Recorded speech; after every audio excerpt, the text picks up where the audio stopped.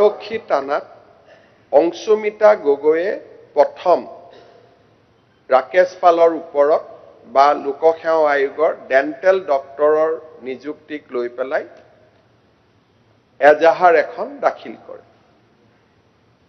সেই সময়ত লোকসেৱা আয়োগৰ বিৰুদ্ধে এফআইআৰ দাখিল হৈছে আৰু এফআইআৰখন দাখিল কৰাৰ পিছত গোটেই ঘটনাটো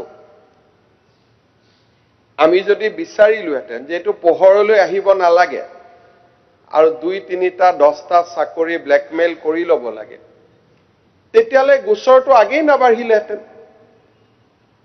অংশুমিতা গগৈ এখন এজাহাৰ দিলে। এজাহাৰখনৰ খবৰ মুখ্যমন্ত্ৰী সোণোৱাল ডাঙৰীয়াই 1 মিনিটতে পালে। সোণোৱাল ডাঙৰীয়াই ৰাকেশ পালক ফোন কৰিলে যে গধূলি আপোনাৰ ঘৰলৈকে পুলিচ আহিব, দিনটো ঠিক ঠাক কৰি থৈ দিয়ক। পুলিচে আহি একোৱে নাপালেহেঁতেন। কিন্তু ভাৰতীয় জনতা পাৰ্টিৰ চৰকাৰখনে সাহসী সিদ্ধান্ত ললে যে আমি কেছ ৰেজিষ্টাৰ কৰিম আৰু এই কেছটোক আমি লজিকেল কনক্লুজনলৈকে লৈ যাম।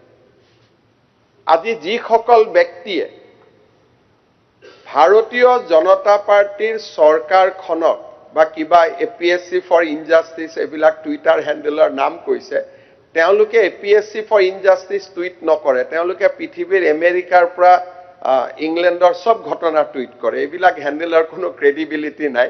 কিন্তু মই যিটো ক্ৰেডিবল কথা কৈছো যে আজি সদনে অসমৰ প্ৰাক্তন মুখ্যমন্ত্ৰী সৰ্বানন্দ সোণোৱাল ডাঙৰীয়াক ধন্যবাদ জনাব লাগিব যে ৰাজ্যৰ গৃহমন্ত্ৰী হিচাপে তেখেতে সাহসী সিদ্ধান্ত গ্ৰহণ কৰিলে যে লোকসেৱা আয়োগৰ তদন্ত আমি ক্ষিপ্ৰতাৰে কৰিম আৰু সাহসিকতাৰে কৰিম।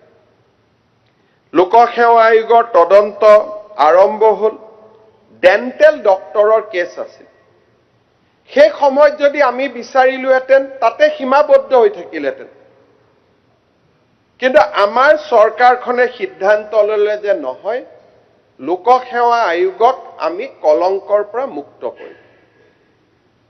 এছআইটি হ'ল আৰু প্ৰথম পৰ্যায়তে আমি কেইবাজনো ব্যক্তিক লোকসেৱা আয়োগৰ তদানীন্তন অধ্যক্ষ ৰাকেশ পাল আৰু তেখেতৰ লগত সেই সময়ত জড়িত কেইবাজনো মেম্বাৰ, পবিত্ৰ কৈবৰ্ত, ডক্টৰ বসন্ত দলে, আব্বাছ আলী আহমেদ, সৈয়দ মুশ্বাৰফ হুছেইন, মামুল আলী চৌধুৰী, এই ধৰণে ডক্টৰ সামেদুৰ ৰহমান প্ৰথমবাৰৰ বাবে ভাৰতবৰ্ষৰ ইতিহাসত লোকসেৱা আয়োগৰ অধ্যক্ষ আৰু মেম্বাৰসকলক গ্ৰেপ্তাৰ কৰা হয়।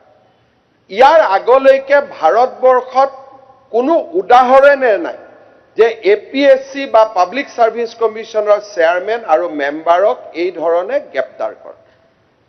This is the first example in the contemporary Indian history.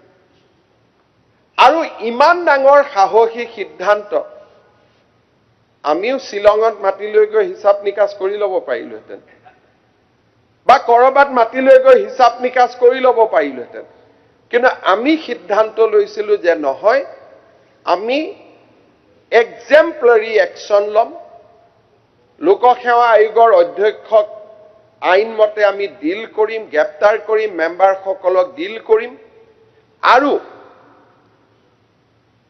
এই গোটেই প্ৰচেষ্টাটোক নিকা কৰাৰ আমি প্ৰয়াস কৰিম।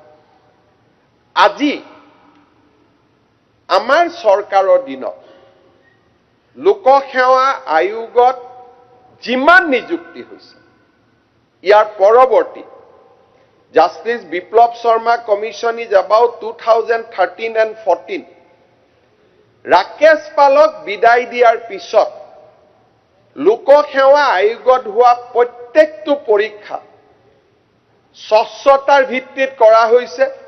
অসমৰ দুখীয়া আৰু মধ্যবিত্ত শ্ৰেণীৰ ল'ৰা ছোৱালীয়ে আজি চৰকাৰী